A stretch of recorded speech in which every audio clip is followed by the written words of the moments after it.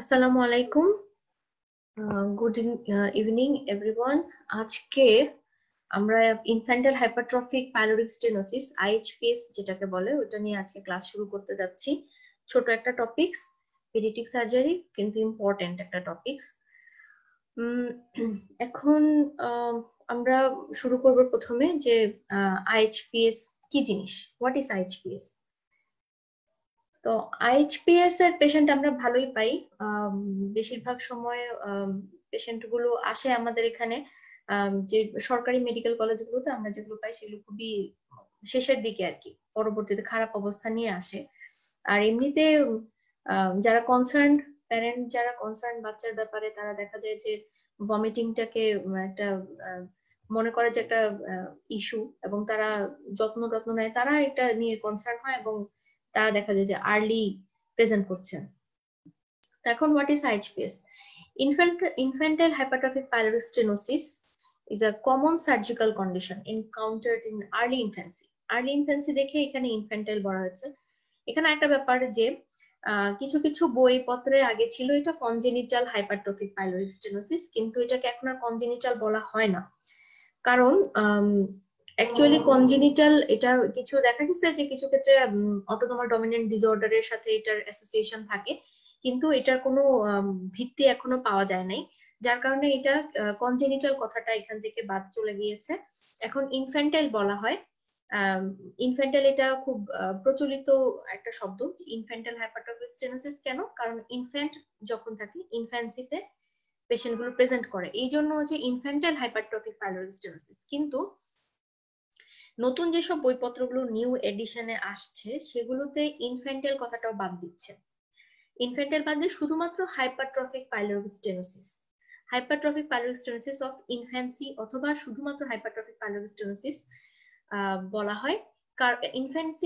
Infantile কথাটা কিছু জায়গায় বাদ দেওয়ার কারণ হচ্ছে যে পেশেন্ট গুলো অনেক সময় 2 উইকস এর মধ্যে প্রেজেন্ট করতেছে, কারণ 2 to 3 উইকস, আমরা জানি 4 উইকস পর্যন্ত হচ্ছে নিউনেট, তাদেরকে আমরা ইনফ্যান্ট বলবো না। 1 মাস পার হওয়ার পর থেকে তারা ইনফ্যান্সিতে ঢুকবে। এর আগ পর্যন্ত আমাদের 28 দিন পর্যন্ত সবাই হচ্ছে নিউনেট। তো যার কারণে কিন্তু আইএইচপিএস যেহেতু এটা প্রচলিত শব্দ, সেজন্য আমরাও এটাই আইএইচপিএস ইউজ করবো, এবং আইএইচপিএসটা এখন গ্লোবালি সবাই, যেমন গুগলে সার্চ দিলে আইএইচপিএস দিলে আইএইচপিএস ইনফ্যান্টাইল হাইপারট্রফিক পাইলোরিক স্টেনোসিস এটাই চলে আসে। তো বই খাতাতে নতুন যেসব এডিশন সেখানে শুধুমাত্র হাইপারট্রফিক পাইলোরিক স্টেনোসিস। তো যাই হোক, এখন আমরা এটা ধরে নিয়ে আগাবো, কারণ আমাদের প্রফেও দেখা যাবে কোশ্চেন এভাবেই হবে, what is infantile hypertrophic stenosis, এটার প্রেজেন্টিং ফিচার কি কি, ট্রিটমেন্ট কি, খুব ব্রিফলি ছোটভাবে আমি এটা আজকে বলে দিচ্ছি। তো যতটুকু সম্ভব আর কি বোঝানো এর মধ্যে। তো it is characterised by hypertrophy of the circular muscle. আমরা জানি যে স্টমাকের মধ্যে 3 ধরনের মাসল থাকে, সার্কুলার, লংগিটিউডিনাল, অবলিক মাসল থাকে। এর মধ্যে যে সার্কুলার মাসল লেয়ারটা থাকে, এইটার যদি হাইপারট্রফি হয় সেটাকে আমরা বলবো যে infantile hypertrophic pyloric stenosis. So it causes pyloric narrowing and elongation and producing যেটা resulting in producing partial or complete luminal occlusion. Partial হতে পারে, কমপ্লিটও হতে পারে। যদি বাচ্চা পরে প্রেজেন্ট করে তখন দেখা যায় যে প্রায় complete, about to complete luminal occlusion নিয়ে প্রেজেন্ট করছে। তো এই হচ্ছে গিয়ে এটা ডেফিনেশন বলা যায়। তো আমরা এখানে একটা ছবি দেখতে পাচ্ছি, ছবিতে যেখানে ন্যারোইংটা দেখা যাচ্ছে, এই হচ্ছে গিয়ে আমাদের junction of duodenum and stomach, and এখানে হচ্ছে গিয়ে আমাদের মাসলটা দুই দিক থেকে হাইপারট্রফিড হয়ে, কারণ এটা তো আর একদিকে হবে না, এটা সার্কুলারই হবে, সার্কুলারলি যেহেতু হবে পুরাটুকুকে এটা অক্লুড করে ফেলবে, আস্তে আস্তে এটা বাড়তে থাকবে, হাইপারট্রফিটা বাড়বে, এবং শেষে এটা কমপ্লিট পার্শিয়াল থেকে কমপ্লিট লুমিনাল অক্লুশন হয়ে যাবে। So this is narrowed stenos pyloric sphincter. So junction of the stomach, আর এখানে যে ছবিটা দেখানো হয়েছে একটু ইনসেটে বড় করে। নেক্সট হচ্ছে আমরা কিছু এপিডেমিওলজি জানি এই ব্যাপারে, কি কি আমাদের মাথায় থাকতে হবে যে এই ডিজিজটা কেমন। তো এখন এইজ অফ অনসেট আমাদের কাছে নিয়ে আসবে পেশেন্ট 2 to 8 উইকসে সাধারণত আসে, 2 উইকস থেকে শুরু হয়ে যায় ভমিটিং। আর যারা একটু প্রিম্যাচিউর বেবি থাকে তাদের ক্ষেত্রে দেখা যায় একটু পরে শুরু হয়, একটু পরে ভমিটিংটা অনসেটটা একটু পরে হয়। পিক হচ্ছে গিয়ে 3 to 5 উইকস এটার পিক পাওয়া যায়। মোস্ট অফ দ্য পেশেন্ট আমরা পাই হচ্ছে 4 উইকস 5 উইকস এরকম আসে। ইনসিডেন্স হচ্ছে যে আমাদের পার 1000 লাইভ বার্থে আমরা কয়জন পেশেন্ট এরকম পাই, এটা একটা রেঞ্জ আছে 1.5 to 4, এবং এটা হচ্ছে গিয়ে তোমার মানে রেস টু রেস ভ্যারি করে। তো আমাদের এখানে বাংলাদেশের স্টাডি যেগুলো আছে সেগুলোতে দেখা যায় যে মোটামুটি 3 পর্যন্ত থাকে পার 1000 লাইভ বার্থে। আর মেল ফিমেল রেশিওটা এখানে খুব ইম্পর্টেন্ট, কারণ পেশেন্ট মেল আর ফিমেল এই ব্যাপারটা মাথায় রাখতে হবে যে আমার যখন একটা মেল ভমিটিং নিয়ে আসবে একটা ফিমেল বাচ্চা ভমিটিং নিয়ে আসবে তখন আমি এই জিনিসটা মাথায় রাখবো, কারণ 4:1 হচ্ছে গিয়ে মেল ফিমেল রেশিও। তাহলে আমাকে মনে রাখতে হবে যখন একটা ভমিটিং নিয়ে আমার কাছে একটা নিওনেট অথবা ইনফ্যান্ট আসছে আর্লি ইনফ্যান্সিতে, এটা খুব বেশি সম্ভাবনা ইনফ্যান্টাইল হাইপারট্রফিক স্পাইরোস্টোসিস হওয়ার। So male to female ratio হচ্ছে 4:1, অ্যান্ড ইভেন এখন পর্যন্ত আমি কোনো ব্যক্তিগতভাবে বলি যে কোনো ফিমেল পেশেন্টের অপারেশন করি নাই, পাইলোমায়োটমি করা লাগে নাই। তবে কিছু পেশেন্ট আসে, ফিমেল 2-1 ছিল। তো তার মানে বোঝা যাচ্ছে যে মেল কত বেশি প্রিডমিনেন্ট এখানে। তো প্রিভ্যালেন্সটা হচ্ছে যে সবচেয়ে বেশি ককেশিয়ানদের মধ্যে পাওয়া যায়, হোয়াইট স্কিন আফ্রিকান আমেরিকান এশিয়ানের পরে হচ্ছে কি প্রিসিড করে, ককেশিয়ানদের বেশি থাকে। এটিওলজিটা হচ্ছে যে মানে কজ কি কি কজ হতে পারে একটা ডিজিজের কজ। তো এখানে আমরা যেটা দেখি এইচপিএস এর ক্ষেত্রে যে এটা একটা হচ্ছে মাল্টিফ্যাক্টোরিয়াল ডিসঅর্ডার, আর সাথে হচ্ছে কিছু এনভায়রনমেন্টাল ফ্যাক্টর এটার সাথে রিলেটেড। তো কিছু রিস্ক ফ্যাক্টর থাকে ফ্যামিলিয়ার, যেমন পজিটিভ ফ্যামিলি হিস্ট্রি। মায়ের আইএইচপিএস ছিল, সেই মায়ের যে যখন বাচ্চা হবে তো সেটা এই বাচ্চার জন্য একটা রিস্ক ফ্যাক্টর যে তারও আইএইচপিএস হতে পারে। এখন হচ্ছে মেল জেন্ডার অবশ্যই ফার্স্ট বর্ন মেল ইনফ্যান্ট, এটা হচ্ছে আমাদের মাথায় রাখতে হবে সবসময় যে ভমিটিং নিয়ে আসছে first born male infant may be infantile hypertrophic pilosteenosis. Then younger maternal age and maternal smoking is also related with IHPS. এগুলো সব স্টাডি থেকে আসছে, সবগুলারই যে খুব স্ট্রং ভিত্তি আছে তা না, তবে কিছু কিছু রিলেশন কিছু স্টাডিতে এগুলো পাওয়া গেছে দেখেই বই খাতায় এগুলো চলে আসছে। দেন এনভায়রনমেন্টাল কিছু ফ্যাক্টর, যেমন মেথড অফ ফিডিং। এখন বাচ্চাকে কিভাবে খাওয়াচ্ছে, মা তাকে ফর্মুলা ফিড করছে নাকি ব্রেস্ট ফিড করছে। ফর্মুলা ফিড বাচ্চাদের ক্ষেত্রে দেখা যায় যে আইএইচপিএস এর সম্ভাবনা বেশি থাকে, বা এটা হচ্ছে তাদের মানে প্রেজেন্ট করে তারা ভমিটিং নিয়ে বেশি। তো সিজনাল ভ্যারিয়েবিলিটি এটা এটা এটা নিয়েও একটা ভ্যারিয়েশন আছে, কিছু কিছু বইপত্র লেখা উইন্টারে বেশি পাওয়া যায়, আবার কিছু দেশে দেখা যায় স্প্রিং এ বেশি পাওয়া যায়। তো সিজনাল ভ্যারিয়েবিলিটি মাঝে মাঝে এটা স্টাডিতে দেখা গেছে যে হ্যাঁ ভ্যারিয়েবিলিটি আছে, বিভিন্ন সময় প্রেজেন্ট করে বিভিন্ন ভাবে। এখন এক্সপোজার টু ইরাইথ্রোমাইসিন, এটা কিছু স্টাডি দেখাচ্ছে যে ইরাইথ্রোমাইসিন এক্সপোজার যদি সিস্টেমিক ইরাইথ্রোমাইসিন পায় বাচ্চা, তা সেই ক্ষেত্রে দেখা যায় যে নিউনেটাল পিরিয়ডে যদি পেয়ে থাকে তাহলে may cause infantile hypertrophic pyloric stenosis. Transpyloric feeding in premature infant. Transpyloric feeding মানে হচ্ছে আমি এনজি টিউব দিয়ে ফিডিং দিচ্ছি বাচ্চাকে, এবং এনজি টিউবটার শেষ মাথা পাইলোরাস পাস করে, মানে ট্রান্সপাইলোরিক ফিডিং হচ্ছে, মানে এটা স্টমাকে না রেখে যদি আমি পাইলোরাস দিয়ে পাস করে দিই ওইভাবে ফিডিং দেই, সেক্ষেত্রে যেটা করা হয় বেশিরভাগ প্রিম্যাচিউর নিউনেটদের ক্ষেত্রে, তো তাদের ক্ষেত্রে এটা একটা সম্ভাবনা থাকে। আর কিছু গ্যাস্ট্রোইন্টেস্টাইনাল পেপটাইড আছে, গ্রোথ ফ্যাক্টর আছে, এগুলো অত ইম্পর্টেন্ট না, ওটা আমাদের আন্ডার গ্রাজুয়েটের জন্য জাস্ট জানলেই হবে যে কিছু গ্যাস্ট্রোইন্টেস্টাইনাল পেপটাইড এবং গ্রোথ ফ্যাক্টর গুলো এইটাকে নিয়ন্ত্রণ করে। আর এদিকে তেমন কিছু নাই। তারপরও কিছু স্টাডিতে দেখা যায় যে অনেক সময় যাদের মানে গ্যাস্ট্রোইন্টেস্টিনাল নার্ভাস যে সিস্টেমটা, এই সিস্টেমটা যাদের ডেভেলপ করে না তাদের ক্ষেত্রে অনেক সময় ইনফ্যান্টাইল হাইপারট্রফিক পাইলোস্টেনোসিস পাওয়া যায়। কিছু কিছু ক্ষেত্রে দেখা গেছে যে তাদেরকে স্টমাক পাইলোরাস থেকে বায়োপসি করে তাদের পাওয়া গেছে যে কিছু গ্যাংলিয়ন সেলগুলো ইম্যাচিউর পাওয়া যায়, যেটা আমরা হার্সপ্রাং এর ক্ষেত্রে দেখি যে গ্যাংলিয়ন সেল কম থাকে, ওই টাইপেরই জিনিসটা হচ্ছে গ্যাংলিয়ন সেলগুলো ইম্যাচিউর থাকে। এগুলো কিছু কিছু ক্ষেত্রে আমাদের বিভিন্ন স্টাডিতে পাওয়া যায়। তো এখন আমি মেইন জিনিসটা হচ্ছে যে প্যাথোফিজিওলজিটা হচ্ছে একটা মানে আমাদের পুরা জিনিসটা জানার জন্য খুব ইম্পর্টেন্ট যে আমি শেষ পর্যন্ত আসলে এটা মেডিকেল ইমার্জেন্সি নাকি এটা সার্জিক্যাল ইমার্জেন্সি, এবং জিনিসটা কিভাবে কোন পাথওয়েতে যাচ্ছে, এবং আমি কোথায় গিয়ে বাচ্চাকে কোন সময় কি করলে বাচ্চাটা আমরা আবার সার্ভাইভ করাতে পারবো এবং তাকে একটা ভালো ট্রিটমেন্ট দিতে পারবো, এটার জন্য খুব জরুরি জানা। এখন ইনফ্যান্টাইল হেপাটোমি পাইলোসিস তো আমরা জানলাম যে কজটা কি। কজটা তো হচ্ছে কি পাইলোরিক ক্যানাল, যেটা সেটা হচ্ছে চিকন হয়ে গেল। তো এখন এদিকে তো ফুড ম্যাটেরিয়াল পাস করবে না, স্বাভাবিক। এখন বাচ্চা খাবে কিন্তু খাবার যাচ্ছে না, তাহলে কি হবে? সেক্ষেত্রে প্রজেক্টাইল ভমিটিং হয়। বাচ্চা যখন পাস করে না খাবার, কিন্তু হচ্ছে কি পেরিস্টালসিস হচ্ছে, পেরিস্টালসিসটা নিচের দিকে যখন ট্রাই করবে খাবারটাকে পুশ করার জন্য, তখনই এটা আর নিচে যাবে না, পাইলোর স্পাজম হবে এবং বাচ্চা প্রজেক্টাইল ভমিটিং করবে। প্রজেক্টাইল ভমিটিং মানে হচ্ছে কি যে বাচ্চার মাকে জিজ্ঞেস করতে হবে যে বমি কি উড়ে যায় কিনা, মানে যে বাচ্চা যেখানে আছে সেখান থেকে একটু দূরে গিয়ে বমিটা পড়বে, প্রজেক্টাইল ভমিটিং। আর এমনি বাচ্চারা ছোট থাকতে তো এমনি ভমিটিং হয়, তাদের সাইড থেকে দেখা যায় খাওয়ার পর পর কিছু গড়ায় কিছু কার্ড বের হয়ে আসে, জিনিসটা সেরকম না, এটা হচ্ছে গিয়ে তার প্রজেক্টাইল ভমিটিং হয়। তো প্রজেক্টাইল ভমিটিং এবং ভমিটের কালারটা হচ্ছে নন বিলিয়াস, মানে সবুজ বা হলুদ রং না, জাস্ট দুধ যেটা খাচ্ছে ওটাই বের হচ্ছে, হোয়াইট কার্ড বের হতে পারে এন্ড লিকুইড দুধও বের হয়ে যেতে পারে সাথে সাথে। তো এক্ষেত্রে কি হয়? প্রথমে যে লস অফ ফ্লুইড, তার ভিতর থেকে তো বের হয়ে যাচ্ছি, খাবার বের হয়ে যাচ্ছে, লস অফ ফ্লুইড হচ্ছে। হাইড্রোক্লোরিক অ্যাসিড, আমাদের স্টমাকের যে মেইন মানে গ্যাস্ট্রিক জুসের মেইন জিনিস ক্লোরাইড, এটা বের হয়ে যাচ্ছে। এখন বের হয়ে যাচ্ছে, হাইড্রোজেনও বের হচ্ছে, ক্লোরিনও বের হচ্ছে।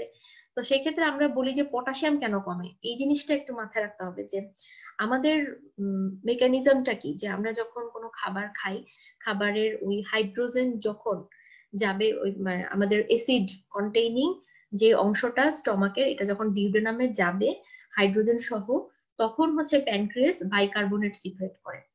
বাইকার্বনেট সিক্রেট করে পিএইচটাকে তারা কি বলে ওটাকে বাফারিং করার ট্রাই করে। তো যাই হোক, এখন খাবারটা ওই যে বাইকার্বনেটটা দিচ্ছে, যেহেতু আমার বাচ্চাটার পেটে ওইখানে হাইড্রোজেন নাই, বের হয়ে গেছে, তো বাইকার্বনেটটা দেখা যাচ্ছে আর সিক্রেট করবে না, তখন কি হবে? ব্লাডে বাইকার্বনেটটা বাড়তে থাকবে। আর বাইকার্বনেট বাড়ার জন্য, বাইকার্বনেট যখন বেড়ে যাবে, তখনই আমি বলবো যে আমার কি পেশেন্টের অ্যালকালোসিস হচ্ছে। বাইকার্বনেট বাড়া মানে অ্যালকালোসিস। এখন যখন তার মানে হচ্ছে প্যানক্রিয়াস সিক্রেটস বাইকার্বনেট when মানে hydrogen ion reaches to the duodenum, but without this stimulation bicarbonate is not secreted and blood pH increases due to excess bicarbonate causing metabolic alkalosis. এটা হচ্ছে মেটাবলিক অ্যালকালোসিস এর cause. এখানে আমি অনেক কয়েকটা জিনিস আমি পাবো, সেজন্য আমি তোমাকে মানে তোমাদের আগে বুঝাই দিলাম যে মেটাবলিক অ্যালকালোসিসটা কেন। এখন আমি ইলেকট্রোলাইটে চলে আসতেছি। ইলেকট্রোলাইটে এই যে আমাদের হাইড্রোজেন, এখানে পটাশিয়াম এবং ক্লোরিন কমে যাচ্ছে, যে কারণে আমাদের হাইপোক্যালেমিয়া হচ্ছে, আর ওয়াটার যে লস হচ্ছে সেটার জন্য ডিহাইড্রেশন হচ্ছে। তো এই সব মিলে আমাদের অ্যালকালোসিস হলো শেষ পর্যন্ত যেটা হয় রিনাল কম্পেনসেশন শুরু হয়। রিনাল কম্পেনসেশনের কাজ কি? মেটাবলিক অ্যালকালোসিস আমরা কিভাবে করি? এই যে আমার বাইকার্বনেট বেড়ে যাচ্ছে, আমি চাইবো যে বাইকার্বনেট বডি থেকে চলে যাক, এটাই হচ্ছে গিয়ে বাফারিং। কিন্তু বাইকার্বনেটটা যখন যাবে তখন সোডিয়ামের সাথে যাচ্ছে, তো আমার কি হচ্ছে? সোডিয়ামও কমে যাচ্ছে। সোডিয়াম যখন কমে যায়, as sodium is gold for body, secondary hyperaldosteronism হবে এবং কিডনি সবসময় চাবে যেন সে এই সোডিয়ামটাকে রিটেইন করতে পারে। সো এখানে যেটা লেখা আছে যে retain sodium and excrete bicarbonate as, ও আচ্ছা, এখন কথাটা হচ্ছে হাইপারঅ্যান্ড্রোস্টেনিজম কি হবে, যে আমি সোডিয়ামটা রেখে দিচ্ছি, তাহলে সোডিয়ামের বদলে আমি কি দিব? সোডিয়ামের বদলে আমার বডিতে তো এখন পটাশিয়ামও কম, তাহলে আমার যাবে হচ্ছে গিয়ে হাইড্রোজেন। সো হাইড্রোজেন যখন বাইকার্বনেটের সাথে বের হবে, কার্বনিক অ্যাসিড হিসেবে বের হয়ে যাবে। তো কি হচ্ছে? আমার বডিতে হচ্ছে অ্যালকালোসিস, আমার ইউরিনটা অ্যালকালাইন হওয়ার কথা, কিন্তু কার্বনিক অ্যাসিড বের হচ্ছে, মানে আমার ইউরিনটা হচ্ছে কি, বাচ্চার যে ইউরিন সেটা অ্যাসিডিক ইউরিন বের হচ্ছে। সো এখন জিনিসটা হলো যে হাইপোক্লোরেমিক হাইপোক্যালেমিক মেটাবলিক অ্যালকালোসিস উইথ তার ইউরিনটা কি বাচ্চার প্যারাডক্সিক্যাল অ্যাসিডিউরিয়া। এই জন্য এটাকে প্যারাডক্সিক্যাল বলা হচ্ছে, যে আমার বাচ্চাটার এখন ইউরিন হচ্ছে অ্যাসিডিক ইউরিন। এটা হচ্ছে গিয়ে প্যাথোফিজিওলজি। জিনিসটা একটু জটিল, কিন্তু একটু বুঝে পড়লে মোটামুটি জিনিসটা মাথায় চলে আসবে। এই জিনিসটাই এখান থেকে মানে টিচারদের খুব পছন্দের কোশ্চেনই এটা, ভাইভাতে জিজ্ঞেস করে যে প্যারাডক্সিক্যাল অ্যাসিডিউরিয়া কি। তো এই জিনিসটা বুঝায় বলতে পারলে মোটামুটি হয়ে যাবে। এটা একটু ইম্পর্টেন্ট জায়গা। তো আমি এখনো মেইন পার্টে আসি নাই। তো বাচ্চাটার আমি এই জিনিসটা আগে শেষ করলাম, কারণ এই জিনিসটা একটু ঠান্ডা মাথায় বুঝতে হবে। তো এখন আমি একটা বাচ্চা আসলো, এখন আমি কি দেখবো? বাচ্চা, এই বাচ্চাটার ছবি দেখে হ্যাভ এ লুক, যে আমি প্রথমে বাচ্চাটাকে দেখলাম, তার বাবা মা এসে আমার কাছে কমপ্লেন করলো, হিস্ট্রি দিল, ভমিটিং এর হিস্ট্রি আর বমি কিরকম আমি জিজ্ঞেস করলাম। তারপর আমি তার ফুড হ্যাবিট জিজ্ঞেস করলাম, তারপর তার হিস্ট্রি নিলাম, বাচ্চাটা ছেলে না মেয়ে দেখলাম, আর ফার্স্ট বর্ন কিনা দেখলাম। আর সাথে এখন বাচ্চাটাকে আমি যখন এক্সামিনেশন করবো, তখন আমি পরে আবার ক্লিনিক্যাল ফিচার গুলো বলবো, তার আগে একটু ছবিটা দেখে নিই। ছবিটা দেখলে ক্লিয়ার হয়ে যাবে যে আমি বাচ্চাটা দেখতেছি হচ্ছে সে ডিহাইড্রেটেড বাচ্চা, সানকেন ফন্টানেলি, ড্রাই টাং, তার স্কিনের টার্গার কম, কুচকে আছে। অনেক সময় আমরা বলে থাকি যে এটা হচ্ছে গিয়ে বাচ্চাটা মাঙ্কি ফেসের মতো, মানে মুখটা খুবই ছোট বলা, যদিও এই টার্মগুলো এখন বাদ দিয়ে দেয়, কিন্তু দেখলে বোঝা যাবে যে বাচ্চাটা একদম মুখের হাড়গোড় দেখা যাচ্ছে এবং চামড়া কুচকানো, একটু বৃদ্ধ মানুষদের যেরকম রিঙ্কেলস থাকে সেরকম রিঙ্কেলস নিয়ে আসে। প্রজেক্টাইল নন বিলিয়াস ভমিটিং, বাচ্চাটা হাংরি অ্যাক্টিভ বেবি থাকবে। যদি না বাচ্চাটা অ্যাডভান্স কেসে আসে, তখন লেথার্জিক হয়ে যায়, ডিসইলেকট্রোলাইটেমিয়া ডেভেলপ করে, অ্যালকালোসিস ডেভেলপ করে, সেই সময় যখন আসবে তখন পেশেন্ট অ্যাক্টিভ বেবি হিসেবে আমরা পাবো না। কিন্তু তার আগ পর্যন্ত আর্লি ফেজে বমি করতেছে বাচ্চা, আবার হাংরি হচ্ছে, আবার খাচ্ছে, but he or she is hungry active baby. Then palpable pyloric tumour একটা পাওয়া যাবে, এটাকে অলিভ বলে, এটা আমরা পরে আসতেছি। অলিভ, জলপাই যেটাকে আমরা বলি, জলপাইয়ের মতো এটা পাওয়া যাবে। আমরা যখন পালপেট করব আপার রাইট অ্যাবডোমেনে, তখন আমরা হচ্ছে লিভারের এজ দিয়ে যখন পালপেট করে যাব, বাচ্চাকে কোয়াইট রেখে, তখন দেখা যাবে যে এখানে পাইলোরিক টিউমার অথবা একটা অলিভ পাওয়া যাচ্ছে। জিনিসটা বেশ ফার্ম থাকে। এখন ভিজিবল পেরিস্টালসিস ওভার স্টমাক, এটা হচ্ছে লেফট টু রাইট সাইডটা ভিজিবল পেরিস্টালসিস আমরা পেতে পারি। আর দেখবো যে বাচ্চা যেহেতু ডিহাইড্রেটেড, তার বাচ্চাকে মাকে জিজ্ঞেস করতে হবে বাচ্চা দিনে কয়বার প্রস্রাব করলো, ইউরিনেশনের কথা জিজ্ঞেস করতে হবে, ন্যাপিস কয়টা চেঞ্জ করেছি সেটা জিজ্ঞেস করলে জানা যাবে যে সে ড্রাই ন্যাপিস আছে কিনা। আমি যখন দেখলাম কনস্টিপেশন কেন হবে, বাচ্চা খাচ্ছে না, যদি না খায় তাহলে বের হবে কি। সো তার কনস্টিপেশন মানে হচ্ছে গিয়ে তার স্টুলের ফ্রিকোয়েন্সি, ইউরিনের ফ্রিকোয়েন্সি সবকিছুই কমে আসবে। সো এই কয়টা জিনিস আমরা এই যে ছবি থেকে দেখে ফেললাম মাথায় রাখার জন্য। আর নেক্সট হচ্ছে গিয়ে আমি ক্লিনিক্যাল প্রেজেন্টেশন আলাদা করে বলছি। নন বিলিয়াস প্রজেক্টাইল ভমিটিং, কেন নন বিলিয়াস? বিলিয়াস কখন হবে? বিলিয়াস হবে তখনই যখন হচ্ছে গিয়ে আমাদের ডিউডেনামের সেকেন্ড পার্টের ডিস্টালি কোনো অবস্ট্রাকশন থাকবে, কারণ সেকেন্ড পার্টে আমাদের হচ্ছে গিয়ে ব্যাটার অফ অ্যাম্পুলা থাকে, ওইখানে হচ্ছে বাইলটা আসতেছে। তো যেহেতু এখন আমাদের ইয়েটা অবস্ট্রাকশনটা হচ্ছে গিয়ে আরো প্রক্সিমালি পাইলোর আছে, সো আমাদের এখানে বাইল আসার কোনো সুযোগ নাই, পেটের মধ্যে যা আছে স্টমাকে সেটাই বের হবে। So it is non bilious vomiting and projectile vomiting. and the clinical presentation হচ্ছে 2 to 8 weeks, এটা আগেই বললাম। আর গ্র্যাজুয়ালি এমএসিসটা হচ্ছে বাড়তে থাকে, গ্র্যাজুয়ালি এমএসিসটা আস্তে আস্তে এটা বাড়বে, দিন যত যাবে বাচ্চা দেখা যাবে ফ্রিকোয়েন্সি বেড়ে গেছে ভমিটিং। আগে হয়তো দিনে 3 বার করতো, তারপর দিনে 5 বার করবে, 7 বার করবে, এরপর দেখা যাবে প্রতিবার খাওয়ার পরেই করছে। তা এখন বমি করতে করতে তার যেটা হয় যে অনেক সময় গ্যাস্ট্রাইটিস ডেভেলপ করে, ভিতরে মিউকোসাটা ইডিমাটাস হয়ে যায়, এরপর হচ্ছে গিয়ে ব্লিডিং হয়। এখন ওই ব্লিডিং ব্লাডটাই যখন বমির সাথে আসে, তখন দেখা যায় যে দুধের কালার যেমন সাদা থাকে, বমিটের কালারটা এটা একটু কফি গ্রাউন্ড কালার হয়ে যায়। কফি গ্রাউন্ড মানে হচ্ছে গিয়ে মানে একটু খয়েরি খয়েরি যেটাকে বলে, এই কফি গ্রাউন্ড কালারটা এরকম আসে, কারণ এটার মধ্যে হচ্ছে ব্লাড সহ আসছে, ব্লাডটা মিক্স হয়ে যখন আসে, আর এটা যে তখন এটার কালারটা কফি গ্রাউন্ড এমএসএস বলে আর কি। তো এটা হয়ে যাওয়া মানে হচ্ছে গিয়ে পেশেন্টের অবস্থা আসলেও খারাপ। কফি গ্রাউন্ড এমএসএস যখন আমরা দেখবো, তখন আমরা পেশেন্টকে খুব দ্রুত রিসাসিটেট করার চেষ্টা করব, কারণ অলরেডি গ্যাস্ট্রাইটিস ডেভেলপ করে গেছে, তার মানে হচ্ছে গিয়ে তার প্রলং এবং প্রজেক্টাইল ভমিটিংটা তার জন্য খুবই হার্মফুল, এবং খুব তাড়াতাড়ি আমাদের ইন্টারভেনশনে যেতে হবে। সো নাও আরেকটা ব্যাপার হচ্ছে যে বাচ্চা খাওয়ার বমি করার পরই আবার eager to eat, sorry take food. তো এখন হচ্ছে ব্যাপারটা এরকম যে হাংরি, প্রত্যেকটা এমএসএস এর পরে সে আবার হাংরি হয়ে যায়, আবার খেতে যায়, কিন্তু খাওয়ার পরে আবার ভমিটিং হয়ে যায়। এই বিশেষ সাইকেলটা চলতে থাকে। এইটাই আমাদের দেখতে হবে যে সে হাংরি কিনা। তো বেশিরভাগ সময় থাকে হাংরি, কিন্তু যখন বাচ্চা দেখা যাবে যে একদমই তার ডিজেল ইলেকট্রোলাইটেমিয়া ডেভেলপ করে পেশেন্ট লেথার্জিক হয়ে গেছে, তখন আর আমরা বাচ্চাকে ওরকম অ্যাক্টিভ পাবো না। জন্ডিসটা কেন হয়? এখন জন্ডিসের ব্যাপারটা হচ্ছে, জন্ডিসটা আসলে স্টারভেশন রিলেটেড। এখন যখন জন্ডিস বাচ্চা যে খাচ্ছে, খাওয়ার পরই তার আবার ক্ষুধা লাগতেছে, তো সে আসলে তো তার অ্যাডিকুয়েট সে ফুড পাচ্ছে না, অ্যাডিকুয়েট নিউট্রিশন পাচ্ছে না, বাচ্চা ম্যাল নিউট্রিশনে ভুগবে, এবং এই বাচ্চা বেশিরভাগ সময় স্টারভি করতেছে বলা যায়। তো সেক্ষেত্রে যেটা হয় যে হেপাটিক গ্লুকুরোনাইল ট্রান্সফারেন্সের অ্যাক্টিভিটিটা কমে যাওয়ার কারণে, মানে স্টারভেশনে থাকার জন্য আনকনজুগেটেড হাইপারবিলিরুবিনেমিয়া হয়, এবং যেটা হচ্ছে গিয়ে leads to jaundice in this patient. এবং 2% কেসে আমরা এরকম পেশেন্টের জন্ডিস পেয়ে থাকি। কারণ ফিজিক্যাল এক্সামিনেশন আমরা যেটা দেখবো যে বাচ্চার ডিহাইড্রেশন আছে না, ডিহাইড্রেশনের সাইনগুলো তো আগেই বললাম যে সানকেনাইজ, তারপর হচ্ছে গিয়ে ফন্টানেলিটা হচ্ছে গিয়ে তার ইয়ে কি বলে এটাকে, একটু সানকেন থাকবে, আর ওইদিকে হচ্ছে স্কিন টার্গার লস হয়ে যাবে।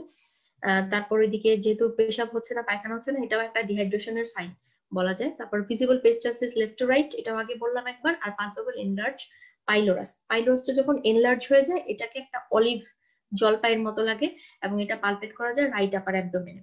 বাচ্চাকে কোয়াইট অবস্থায় রাখতে হয়, তাকে মুখে আমরা প্যাসিফায়ার দিয়ে রাখি যাতে বাচ্চা কান্নাকাটি না করে। তো তারপর আমরা তখন কোয়াইট অবস্থায় বাচ্চাকে পালপেট করলে পালপেবল পাইলোরাস পাওয়া যায়, এবং এটা একটা কনফার্মেটরি বলা যায়। আগে তো আমরা বলা আছে, বই খাতায় বলা আছে যে যদি পালপেবল অলিভ পাওয়া যায় সেক্ষেত্রে আর কোনো ইনভেস্টিগেশন করার দরকার নেই, বাচ্চাকে সরাসরি অপারেশনে নিয়ে যাওয়ার জন্য।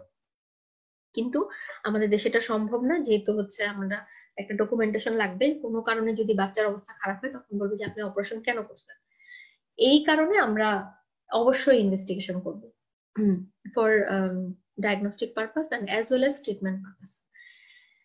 এখন আসি আমরা কি কি ডায়াগনোসিসের জন্য আমরা কি কি ইনভেস্টিগেশন করব। ডায়াগনস্টিক পারপাসের জন্য আমাদের ultrasonography of pylorus is more than sufficient, এবং এটা এখন গোল্ড স্ট্যান্ডার্ড বলা যায় আলট্রাসোনোগ্রাফি অফ পাইলোরাস। এখন আমাদের অনেক এক্সপার্টাইজ ডেভেলপ করেছে আলট্রাসোনোগ্রাফিতে, সো এটা খুব সুন্দরভাবে দেখা যায়। আলট্রাসোনোগ্রাফি আমি পরে ছবি দেখাচ্ছি একটা। পাইলোরিক মাসেলের থিকনেস যদি কিছু কিছু বইয়ে বলা আছে যে 3 মিলিমিটারের উপরে, আর বেশিরভাগ 4 মিলিমিটারই বলা হয়, যে 4 মিলিমিটারের উপরে যদি মাসেল থিকনেস হয়, পাইলোরিক মাসেলের থিকনেস, ছবি দেখালে এটা ক্লিয়ার হয়ে যাবে যে থিকনেস আমরা কোনটাকে বলছি। আর পাইলোরিক চ্যানেলের যে লেংথ, পাইলোরিক চ্যানেল যতটুকু লম্বা, এইটা যদি 16 মিলিমিটারের চেয়ে উপরে থাকে, সেক্ষেত্রে আমরা বলবো যে এটা হাইপারট্রফিক পাইলোরিক স্টেনোসিস কনফার্ম। যদি আমি দেখি আমার একটা 3 to 4 এর মাঝামাঝি পড়ে গেছে, অথবা 15 আর 16 এর মাঝামাঝি, এবং এই জিনিসটাকে, তখন আমি বলবো যে এটা ইকুইভোকাল। তখন আমি যদি কনফার্ম না হই, যে বোঝা যাচ্ছে না এটা হাইপারট্রফিক পাইলোরিক স্টেনোসিস হতেও পারে, নাও হতে পারে, একদমই মার্জিনাল, সেক্ষেত্রে আমরা আরেকটা ইনভেস্টিগেশন করতে পারি। সেটা হচ্ছে গিয়ে আমরা বেরিয়া মিল এন্ড ফলো থ্রু, এটাকে আগে বলা হতো, এখন নতুন বইয়ে সব জায়গায় লেখা আপার গ্যাস্ট্রোইন্টেস্টিনাল সিরিজ। মানে হচ্ছে গিয়ে আমি ডাই দিয়ে গ্যাস্ট্রোইন্টেস্টিনাল, আপার গ্যাস্ট্রোইন্টেস্টিনাল মানে হচ্ছে আপার জিআইটিটা আমি হচ্ছে গিয়ে ভিজুয়ালাইজ করব বাই কন্ট্রাস্ট এক্সরে। তো এখন এক্সরে আমরা সিরিজ নিব, প্রথমে যাবে, কিছুক্ষণ পর পর আমরা হচ্ছে কি একটা করে 20 মিনিট পর আরেকটা নিব, এরকম করে গ্যাস্ট্রিক এমটিং এর পর আরেকটা নিব, আমরা চেষ্টা করব নেওয়ার। একটু গ্যাস্ট্রিক এমটিং তো আসলে এভাবে হয় না, বাচ্চাদের বমি হয়ে যায়। তো যাই হোক, আমরা 2-3টা সিরিজ নেওয়ার পর আমরা বুঝতে পারবো যে আসলে ডাই পাস করছে কিনা। আর ওই ডাই যেহেতু একটা কন্ট্রাস্ট আমরা নিচ্ছি, এখানে বেরিয়াম নেওয়া হয় সাধারণত। তো এইটা নেয়ার উদ্দেশ্য এটাই যে আমি কন্ট্রাস্টে দেখবো আসলেও পাইলোরিক চ্যানেল যেটা আছে ওইটার লেন্থ এবং এটার ওয়াইড কতটুকু, এটাই আমাদের দেখতে হবে। তো এখন এখানে আমরা একটু ছবিতে আসি, যে পাইলোরিক স্টেনোসিস এর নরমাল ভ্যালুটা, এটা বুক টু বুক ভ্যারি করে। কিছু জায়গায় লেখা আছে যে নর্মাল ভ্যালুটাকে আমরা 15 এন্ড লেস দেন 15, এটা হচ্ছে গিয়ে তার নর্মাল লেন্থ। লেন্থ বলতে বোঝায় এখান থেকে এই পর্যন্ত, এটা হচ্ছে গিয়ে পাইলোরিক চ্যানেলের লেন্থ। এটা হচ্ছে ইন্টারনাল লেন্থ, এটা হচ্ছে এক্সটার্নাল লেন্থ। আমি দেখতে পাচ্ছি লেন্থ বাইরে ভিতরে বাইরে সমান, যেহেতু বাইরেটা দিয়ে আমি দেখাচ্ছি যে এটা হচ্ছে আমার পাইলোরিক চ্যানেলের length. So that should be 15 or less than 15 millimeter. And single muscle thickness টা হচ্ছে এখানে সিঙ্গেল মাসল থিকনেস এতটুকু, এই যে এতটুকু এখানে তীর চিহ্ন দিয়ে দেখানো, এটা হচ্ছে single muscle thickness. Single muscle thickness হচ্ছে less than 3 millimetre, 3 or less than 3। যদি 4 এর উপর উঠে যায় তাহলে 4 এন্ড 4 এর অ্যাবাভ 4, এটাকে আমরা ধরবো হচ্ছে হাইপারট্রফি। দেন আমি আসি এখানে যে এটা হচ্ছে গিয়ে পাইলোরিক ওয়াইড, বলতেছি লেস দেন 7 মিলিমিটার হওয়ার কথা। তো আমার এখানে এতটুকু হচ্ছে গিয়ে এটা 3 মিলিমিটার হবে, এটাও 3 মিলিমিটার হবে, আর মাঝখানে হচ্ছে 1 মিলিমিটার। তো টোটাল আমার হচ্ছে 7 মিলিমিটার। এই 7 মিলিমিটারের চেয়ে যদি বেড়ে যায় তাহলে আমি বুঝবো যে এটার হাইপারট্রফি হচ্ছে। তো আমার সিঙ্গেলটা বেশি জরুরি কেন, কারণ টোটালি এটা আরো বড় হতে পারে, কিন্তু যদি আমার চ্যানেল যেটা আছে যে সেটার ওয়াইড যদি আমার ঠিক থাকে সেক্ষেত্রে আমি ঠিক ধরে নিব। এই জন্য আমার সিঙ্গেল যেই থিকনেস এটাকেই আমাকে স্ট্যান্ডার্ড ধরে নিতে হবে। আমার আলট্রাসোনোগ্রাফিতে আমাদেরকে সেই রেজাল্টটাই দেয়। যেমন এখানে আমাকে একটা আলট্রাসোনোগ্রাফির ছবি, এই যে এখানে দেখা যাচ্ছে যে পাইলোরিক চ্যানেল, এই যে এই পাশে মাসল থিকনেস, এই পাশে মাসল থিকনেস এবং চ্যানেলের যে লেংথ, এটা আমাকে আলট্রাসোনোগ্রাফিতে বলবে। আর এখানে হচ্ছে আমাদের কিছুক্ষণ আগে যে বললাম যে আমি সিরিজ নিব, তো এটা হচ্ছে গ্যাস্ট্রোইন্টেস্টিনাল সিরিজ, একটা একটা আমাদের ফটো।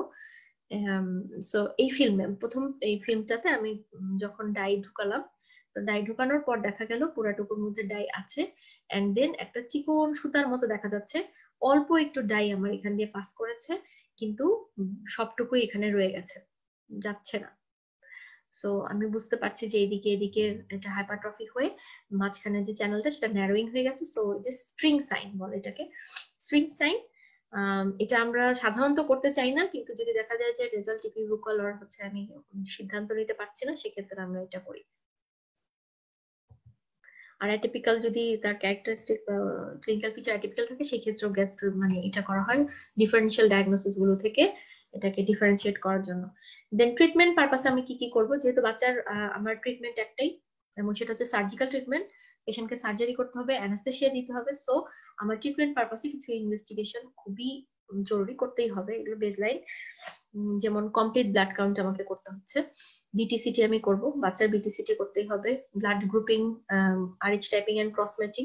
যদি বাচ্চা, যেহেতু এখানে ম্যালনারিশড বাচ্চা থাকে, বাচ্চার এনিমিয়া থাকারও সম্ভাবনা, তো যে কোনো অপারেশনে বাচ্চাদের ক্ষেত্রে আমরা যেটা করি সেটা হচ্ছে যে বাচ্চার গ্রুপিং ক্রস ম্যাচিং করে কিছু ব্লাড আমরা রেখে দিই। আর যদি তার সত্যি সত্যি দেখি যে হ্যাঁ অ্যানিমিয়া, তার ডকুমেন্টেড অ্যানিমিয়া, তাহলে অবশ্যই তাকে ব্লাড দিতে হবে অপারেশনের সময়। এই জন্য আমরা ব্লাড গ্রুপিং আরএইচ টাইপিং, সাধারণত খুবই মিনিমাম ব্লাড লস হয় এখানে, তারপরও আমরা এটা হাতে রাখবো ফর ইমার্জেন্সি। সেরাম ইলেকট্রোলাইট, এটা হচ্ছে সবচেয়ে most important for pre operative management, হচ্ছে সেরাম ইলেকট্রোলাইট। যেহেতু বাচ্চার হাইপোক্লোরেমিক, হাইপোক্যালেমিক, মেটাবলিক অ্যালকালোসিস আছে, সেক্ষেত্রে আমাদের ক্লোরিন, পটাশিয়াম, সোডিয়াম সবকিছু আমাদের এখানে জানতে হবে, বাইকার্বনেট সহ। এবং বাচ্চাকে বলা হয় যে এরকম বাচ্চাদেরকে যারা একটু সিরিয়াস তাদেরকে তার 6 ঘন্টা পর পর সেরাম ইলেকট্রোলাইট করবো। আমাদের পক্ষে সম্ভব হয় না, আমাদের দেশে আমাদের সেটিং এ আমরা পারি না, কিন্তু এভাবেই এটার নিয়ম হচ্ছে বই খাতাপত্র এবং উন্নত বিশ্বে এটা এভাবেই করা হয় যে 6 ঘন্টা পর পর ইলেকট্রোলাইটটা দেখা হয়, খুবই ইম্পর্টেন্ট বাচ্চার জন্য। এখন আমরা ম্যানেজমেন্ট করবো কিভাবে, আমি সব ইনভেস্টিগেশন করলাম, কিন্তু ইনভেস্টিগেশন করার আগেও আসল জিনিস হচ্ছে পেশেন্টটা আসার সাথে সাথে প্রথমে আমাকে ম্যানেজ করতে হবে। দ্যাট ফার্স্ট, পেশেন্ট যখন যদি খারাপ অবস্থায় আমি দেখি যে না পেশেন্টকে আমার আগে হচ্ছে রিসাসিটেশন করতে হবে, সেক্ষেত্রে শুরুতেই আমি ফিডিং উইথহেল্ড করে দেবো। যখন দেখবো যে বাচ্চার সিভিয়ার ভমিটিং হচ্ছে, বাচ্চার অ্যাসপিরেশন হয়, ভমিটিং এর একটাই সমস্যা হচ্ছে বাচ্চারা তো যে বমিটা করার পরে সেটা তো তারা মুখ থেকে বের করে দিচ্ছে, তা না মুখে কিছু রয়ে যাচ্ছে, কিছু চলে যাচ্ছে হচ্ছে গিয়ে তাদের অ্যাসপিরেশন হয়ে যাচ্ছে।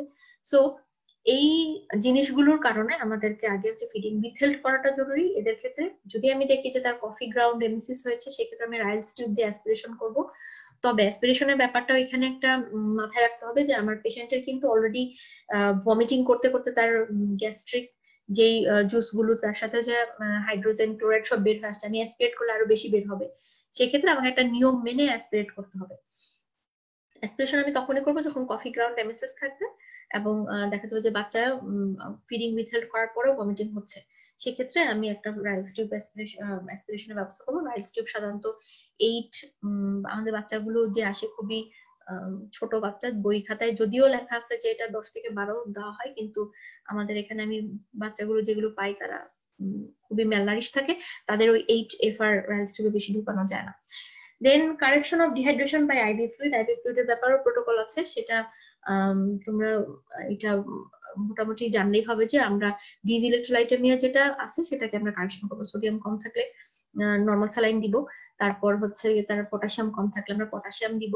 এগুলো দিয়ে আমাকে প্রথম যেটা করতে হবে যে তার যে ইলেকট্রোলাইটের ইমব্যালেন্সটা আছে সেটাকে আমাদের নর্মালাইজ করতে হবে। এটা করা জরুরি কেন, যে আমি যখন অ্যানাস্থেসিয়া দিব তখন যেসব বাচ্চারা ডিসইলেকট্রোলাইটেমিয়া থাকে তাদের ক্ষেত্রে দেখা যায় কার্ডিয়াক অ্যারেস্টের একটা সম্ভাবনা থাকে, তাই অবশ্যই অপারেশনের আগে আমাদেরকে ইলেকট্রোলাইট ইমব্যালেন্সটাকে কারেকশন করতে হবে, প্লাস আমাদেরকে ইলেকট্রোলাইট একটা ইনভেস্টিগেশন করে দেখতে হবে যে ঠিক হলো কিনা, এটা make confirm, then go to operation table.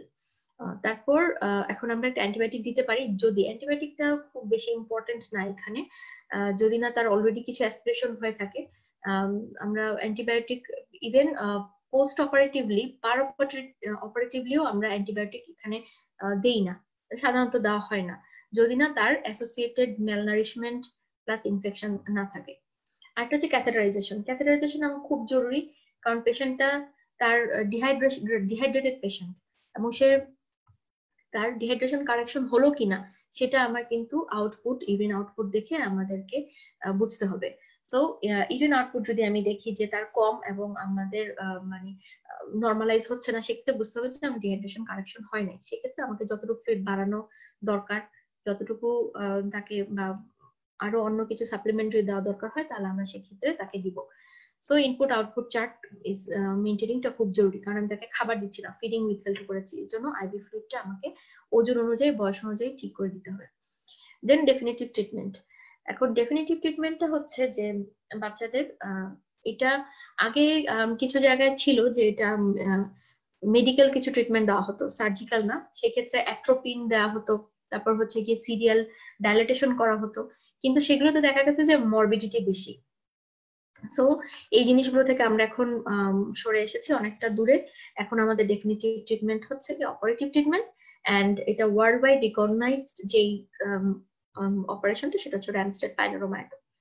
র্যামস্টেড পাইলোরোমায়োটমিটাই এখন আমরা যেভাবে করি, এটা হচ্ছে গিয়ে কোন অ্যাপ্রোচে আমরা অ্যাবডোমেনে ঢুকলাম, মেবি আমরা এটা ওপেন অ্যাপ্রোচে করতে পারি, অথবা হচ্ছে মিনিমাল সার্জারি যেটাকে আমরা বলি যে মিনিমাল অ্যাক্সেস সার্জারি, ল্যাপারোস্কোপিক্যালি ঢুকতে পারি, ল্যাপারোস্কোপিক্যালি আমরা 2 পোর্ট দিয়ে ঢুকতে পারি, সিঙ্গেল পোর্ট ল্যাপারোস্কোপিক পাইলোরোমায়োটমি করতে পারি। তো এটা হচ্ছে গিয়ে অ্যাবডোমিনাল অ্যাপ্রোচ, কিন্তু ভিতরে ঢোকার পর অপারেশন ওই একটাই, র্যামস্টেড পাইলোরোমায়োটমি। মানে আমি অলিভটাকে পালপেট করেছিলাম সেটাকে অলিভটাকে আমি দেখবো, ভিজুয়ালাইজ করব এবং সেটার লংগিটিউডিনালি আমরা একটা ইনসিশন দিব। ইনসিশনের এখানে একটা ছবি দেখাই, এই এখানে আমার স্টমাকটা আমি দেখলাম, এই হচ্ছে আমার অলিভ, অলিভের এখানে এসে আমি হচ্ছে কি একটা লংগিটিউডিনাল ইনসিশন দিব এবং লংগিটিউডিনাল অ্যান্টেরিয়রলি থাকবে, এবং এই ইনসিশনটা দেওয়ার পরে আমরা দেখবো যে ভিতর থেকে আমাদের ইনসিশন কিন্তু আমাদের মাসল লেয়ারের মধ্যে আমরা দিচ্ছি, দিয়ে এই যে ভিতরে যেই সেরোসা আর হচ্ছে যে মিউকোসা, যেটা এই মিউকোসাটার বালজিং হবে, যেখানে inner lining bulging through the incision, এই যে এটা যখন বালজিং হবে তখন আমি বুঝবো যে আমার ইনসিশনটা অ্যাডিকুয়েট হয়েছে। আমাদের যদি ইনঅ্যাডিকুয়েট ইনসিশন হয় তাহলে সেক্ষেত্রে আমাদের কোনো লাভ হবে না। আবার ইনসিশন দিতে গিয়ে যদি আমি ডিপ করে ফেলি, এখানে ইনসিশনটা হচ্ছে আমাদের দেখতে হবে যে মাসল, এখানে আমরা প্রথমে এটাকে ইনসিশন দিই এবং আস্তে আস্তে পরে স্প্লিট করি, স্প্লিট করা হয়, এটা সাধারণত হচ্ছে গিয়ে আমাদের মসকিউটো অথবা হচ্ছে গিয়ে স্প্রেডার যেটা থাকে সেটাতে আমরা একটু স্প্রেড করে দিই সাধারণত মাঝখানে। তো এখন এই জায়গাটায় আমরা খুব বেশি যাব না, 2 সেন্টিমিটার টু 2.5 সেন্টিমিটারের মতো, খুব বেশি হলে আমরা এটা ডিপেন্ড করবে অলিভের সাইজের উপর, অলিভটা কতটুকু। এটার উপরে। এখন ডেপথটা আমাকে দেখতে হবে, খুব বেশি ডিপ করে ফেললে আমার এই জায়গাটা পারফোরেশন হয়ে যাবে। পারফোরেশন হলো কিনা সেটা বোঝার একটা উপায় আছে। আমরা যখন অপারেশন করব তার আগে আমরা যে রাইলস টিউব ঢুকাই নিই, রাইলস টিউব দিয়ে একটু বাতাস ঢুকাই, পরে উপর থেকে পানি ঢালি, যদি দেখি যে এখানে বুদবুদ উঠছে তাহলে বুঝি যে এই জায়গাটা কোনো পারফোরেশন অবশ্যই আছে, তখন আমরা এটা রিপেয়ার করব। তো যাই হোক, এই হচ্ছে কি অপারেশন র্যামস্টেড পাইলোমায়োটমি। এখানে আরেকটা ছবি, এটা হচ্ছে কি আমরা গ্রাসপার দিয়ে করছি, এটা হচ্ছে ল্যাপারোস্কোপিক ভিউ একটা, ল্যাপারোস্কোপি করে এখানে এটাকে ধরে এই জায়গায় আমরা এটাকে ধরছি একটা দিয়ে হচ্ছে কি এটা কাটার পর স্প্রেড করা হয়, এই যে স্প্রেড করা হচ্ছে এভাবে। এই হচ্ছে কি আমাদের অপারেশন। এখন অপারেশন রিলেটেড কিছু কমপ্লিকেশন আর কিছু কমপ্লিকেশন হচ্ছে ডিজিজ রিলেটেড। এখন ডিজিজ রিলেটেড হচ্ছে যদি আমি বাচ্চার ট্রিটমেন্ট করলাম না তাহলে কি হবে? বাচ্চা ট্রিটমেন্ট না করলে যেটা হবে সেটা হচ্ছে কি এটা প্রোগ্রেস করতে থাকবে, পাইলোরিক স্টেনোসিস বাড়তে বাড়তে বাড়তে তার অক্লুশন হয়ে যাবে লুমেন, তারপর তার ভমিটিং চলতে থাকবে, তার ইলেকট্রোলাইট ইমব্যালেন্স হবে, অ্যালকালোসিস ডেভেলপ করবে, পেশেন্ট লেথার্জিক হয়ে যাবে, ডিহাইড্রেটেড হয়ে যাবে। তারপর পেশেন্টের এই রকম সিমটম নিয়ে শান্ত চলে আসে। এরপর হচ্ছে কি আমরা তো বাচ্চার বাবা মা নিশ্চয়ই বসে থাকবে না যে বাচ্চা মরে যাওয়া পর্যন্ত ওয়েট করি, কখনোই না। তো বাচ্চাকে এই অবস্থায় এই কারণেই হচ্ছে কি আমাদের তারা যতটুকু মানে কনসিয়াসনেস অনুযায়ী তাদের উচিত হবে যে বাচ্চাকে নিয়ে আসা। এখন এটা আমরা বাচ্চা কতটুকু নেগলেক্টেড, কতটুকু যত্ন পাচ্ছে এটার উপর ডিপেন্ড করবে তার ভবিষ্যৎ কি। সো এখন আর একটা জিনিস হচ্ছে যে কমপ্লিকেশন এগুলা, এটাকে আমরা এইচপিএস কে ইউজুয়ালি আমরা মেডিকেল ইমার্জেন্সি বলি, সার্জিক্যাল ইমার্জেন্সি আগেই বলি না, কারণ বাচ্চাটা প্রথমেই আসে হচ্ছে গিয়ে মেডিকেল যে সমস্যাগুলো এগুলা নিয়ে, যে তার অ্যালকালোসিস এবং ইলেকট্রোলাইট ইমব্যালেন্স এন্ড ডিহাইড্রেশন, এই তিনটা জিনিস আমাদের তো এটা তো সার্জারি দিয়ে হবে না, এটাকে প্রথমে মেডিকেলি ট্রিট করতে হবে। তো এরপরে আসা হচ্ছে সার্জারি ব্যাপার, ডেফিনিটিভ ট্রিটমেন্টটা। সো এখন সার্জারি যে কমপ্লিকেশন সেগুলো হচ্ছে যে ইনকমপ্লিট মায়োটমি যদি করি, মানে হচ্ছে আমি পাইলোমায়োটমি করলাম কিন্তু ইনকমপ্লিট থাকলো, তো যার কারণ যেটা হলো যে তার আবার সেই আগের মতো ভমিটিং হতে থাকলো, আমার কিওর হলো না, পেশেন্টের শুধু শুধু মাঝখান দিয়ে একটা অপারেশন হলো, অ্যানাস্থেসিয়া হলো, কিন্তু আমি ফলাফল পাচ্ছি না। তো আরেকটা জিনিস হচ্ছে যে পারফোরেশন, এই জন্য আমাদের কমপ্লিট মায়োটমি হলো কিনা, যে বালজিং যেটা বললাম ওটা দেখে আমাদের কনফার্ম হতে হবে পারঅপারেটিভলি, কারণ অপারেশন হওয়ার পর আমাদের আর কিছু করার নাই। নেক্সট হচ্ছে পারফোরেশন। ও আচ্ছা, ইনকমপ্লিট মায়োটমি যদি হয় সেক্ষেত্রে আমাদেরকে আবার কিন্তু অপারেশন করতে হবে, রিওপেন করতে হবে, এন্ড পাইলোমায়োটমিটা ঠিক মতো করতে হবে আবার। ওই জায়গায় যদি না করতে পারি তাহলে আমাকে তার 90 ডিগ্রি অথবা 180 ডিগ্রি পিছনে গিয়ে আরেকটা ইনসিশন দিয়ে আসতে হবে। এবং একই জিনিস পারফোরেশন অফ পাইলোরিস এর ক্ষেত্রেও, যদি পারফোরেশন হয়ে যায় তাহলে আমাকে এটা হচ্ছে ইন্টারাপ্টেড সুচার দিয়ে এটাকে বন্ধ করে আসতে হবে, আর অন্যদিকে আরেকটা ইনসিশন করে এটাকে আমাদের মায়োটমি করে দিয়ে আসতে হবে। দেন প্রলং পোস্ট অপারেটিভ এমএসিস, এটা অনেক সময় গ্যাস্ট্রোএসোফেজিয়াল রিফ্লাক্স থাকে বাচ্চাদের, সেক্ষেত্রে দেখা যায় যে প্রলং পোস্ট অপারেটিভ এমএসিস হচ্ছে, সেক্ষেত্রে বাচ্চাকে আমরা অ্যান্টিএমেটিক দেই, আর কিছুদিনের মধ্যে দেখা যায় যে বাচ্চা ভালো হয়ে গেছে। আর একটা হচ্ছে কি উন্ড ইনফেকশন হতে পারে, উন্ড ইনফেকশনটা পার্সোনাল হাইজিনের উপর ডিপেন্ড করেন, বাচ্চা ম্যালনিউট্রিশন থাকলে উন্ড ইনফেকশনের সম্ভাবনা, উন্ডেসেন্সের সম্ভাবনাটা বেড়ে যায়। সেক্ষেত্রে বাচ্চাকে প্রপার নিউট্রিশন প্লাস হচ্ছে গিয়ে তাকে আমি উন্ডের যে জায়গাটা ওখানে প্রপার সেপটিক মেজারমেন্ট আমাকে নিতে হবে before operation, peroperative and after operation.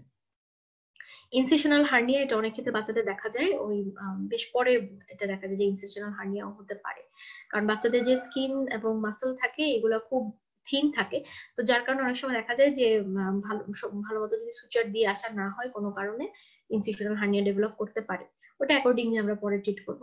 R death হচ্ছে রেয়ার, রেয়ার মানে মোস্ট রেয়ার, আমাদের দেশে এখন খুব একটা ডেথ হয় না, যদি হয় তাহলে সেই বাচ্চা হচ্ছে ম্যালনিউট্রিশন অথবা হচ্ছে অ্যানাস্থেটিক কোনো হ্যাজার্ডের কারণে হতে পারে, অথবা পারফোরেশন হয়ে যদি সেটা নেগলেক্টেড কেস হয় সেক্ষেত্রে হয়তো ডেথ হতে পারে, কিন্তু তাছাড়া আদারওয়াইজ আমি এখন পর্যন্ত এইচপিএস এর পেশেন্টের কোনো ডেথ দেখিনি। এখন ডিফারেন্সিয়াল ডায়াগনোসিস গুলো আমরা কি কি পাই এখানে, যে গ্যাস্ট্রোএসোফেজিয়াল কিছু মেডিকেল কজ, যেমন গ্যাস্ট্রোএসোফেজিয়াল রিফ্লাক্স ডিজিজ বাচ্চাদের থাকতে পারে, এটা খুব আনকমন, এত কমন না। তারপর গ্যাস্ট্রোএন্টারাইটিস মনে করে অনেক বাবা মা মনে করে যে গ্যাস্ট্রোএন্টারাইটিস এটার জন্য বমি হচ্ছে, ওষুধ টষুধ খাওয়াই ঠিক হয়ে যাবে। Increased intracranial pressure, intracranial pressure বাড়লে ভমিটিং হয়, বড় ছোট সবারই হয়, বাচ্চাদের ক্ষেত্রে হতে পারে যদি হাইড্রোকেফালাস থাকে, সেক্ষেত্রে ইনক্রিজ ইন্ট্রাক্রেনিয়াল প্রেসার হয়ে তার বমি হতে পারে। মেটাবলিক কিছু ডিসঅর্ডার আছে সেটার জন্য হতে পারে। আর কিছু অ্যানাটমিক্যাল কজ যেমন antral web, pyloric atresia, duplication system, এগুলো এত কিছু জানা দরকার না। এগুলা অনেক সময় পাইলোরাসকে অবস্ট্রাক্ট করে, যার কারণে মানে বাইরে থেকে অবস্ট্রাক্ট করার কারণে পাইলোরিক চ্যানেলটা অক্লুড হয়ে যায়, সেই কারণে হতে পারে। তো এখন আমরা ডিফারেন্সিয়াল ডায়াগনোসিস গুলো থেকে আমরা বের হয়ে আসার একমাত্র উপায় হচ্ছে আমরা ইনভেস্টিগেশন করব। তো আলট্রাসোনোগ্রাফি যেটা করব সেটাতেই মোটামুটি আমি এখান থেকে বের হয়ে আসবো যে এটা IHPS or not IHPS, other than IHPS, এভাবে আমরা বের হয়ে আসবো। সো এখন আমি শেষের দিকে আছি, এখন মোটামুটি আমার ধারণা যে তোমরা একটা জিনিস IHPS সম্পর্কে একটা ব্রিফ আইডিয়া পেয়েছো। না, আমি একটা জিনিস দেখাচ্ছি এখানে, একটা নিমোনিক মানে হচ্ছে, দেখো এখানে পাইলোরিক, যেটা PYLORIC, পাইলোরিক দিয়ে প্রতিটা ওয়ার্ড দিয়ে শর্টে মনে রাখার জন্য আসলে জিনিসটা, যে যাতে ভুল না হয়ে যায়। IHPS মনে আসলেই পাইলোরিক মনে হবে। তো পিতে পেরিস্টালসিস, আমি ভিজিবল পেরিস্টালসিস পাবো। এটা হচ্ছে রিটেনের সময় যদি লিখতে গিয়ে মনে না থাকে, তাহলে এই জিনিসটা একটু মাথায় আসলেই সুন্দর লেখা যাবে আমার মনে হয়। ইয়াক মানে হচ্ছে বমি, তো এখন ওয়াই ইয়াক দিয়ে হচ্ছে নন বিলিয়াস ভমিটিং, এটা মাথায় রাখতে হবে। এল হচ্ছে lump on left side of abdomen, যেটাকে আমরা অলিভ বলছি, ওতে অলিভটা পালপেবল অলিভ পাওয়া যাবে। দেন আর তে হচ্ছে ট্রিটমেন্ট, এটা র্যামস্টেড পাইলোরোমায়োটমি। এখানে আমরা কি পাই? আই তে হচ্ছে ইমব্যালেন্স অফ ইলেকট্রোলাইট পাই, আর সি তে হচ্ছে কিনা সার্কুলার মাসল হাইপারট্রফি হয়। তো এই কয়টা জিনিস মনে থাকলে তোমার এখানে সবগুলোই চলে আসতেছে, ডেফিনেশন, প্রেজেন্টেশন, আর হচ্ছে গিয়ে তার এক্সামিনেশনে কি পাচ্ছি, প্লাস তাকে আমি কি অপারেশন করব। র্যামস্টেড বানানটা একটু দেখতে হবে, র্যামস্টেড পাইলোরোমায়োটমি, এটাও মাঝে মাঝে জিজ্ঞেস করে, প্রফেশনাল বলে যে র্যামস্টেড স্পেলিংটা বলো। এটা হচ্ছে গিয়ে মানে লাস্ট আর কি ঠেকা দেওয়ার জন্য অনেক সময় বলে থাকে। তো এটা দেখে গেলে আর সমস্যা হবে না আশা করি। তো এখন নিমোনিকটা মাথায় রাখলে আমার মনে হয় যে ভালো হয়। তো নেক্সট আর কি শেষ হয়ে আসলো। Thank you all. আর তোমাদের কোনো কোশ্চেন যদি থাকে তাহলে তোমরা করতে পারো, আর নেক্সট টাইম আবার অন্য কোনো আমরা চ্যাপ্টার নিয়ে বা কোনো টপিকস নিয়ে আসবো। Thank you all. Thank you so much ma'am. প্রশ্ন তো এখনো আপনি এত সুন্দর করে বুঝাইছেন, I don't think as much প্রশ্ন থাকবে বলে। ম্যাডাম আপনার এত সুন্দর প্রেজেন্টেশন, মানে এত আন্ডারস্ট্যান্ডিং হয়েছে যে ম্যাডাম আপনার ইনফ্যান্টাইল হাইপারট্রফিক যে মোটামুটি না পুরোই বুঝে গেছে ম্যাডাম। সো প্রশ্ন তো নাই ম্যাডাম, আর থাকলে ম্যাডাম অবশ্যই ম্যাডাম আপনাকে নেক্সট ক্লাসে জানাবো। ইমেইলে করে দিলে আমি ইমেইলে অ্যানসার দিয়ে দেব, সমস্যা নেই। ইনশাআল্লাহ madam. Thank you madam, thank you so much. Thank you, আল্লাহ হাফেজ। আল্লাহ হাফেজ ম্যাম।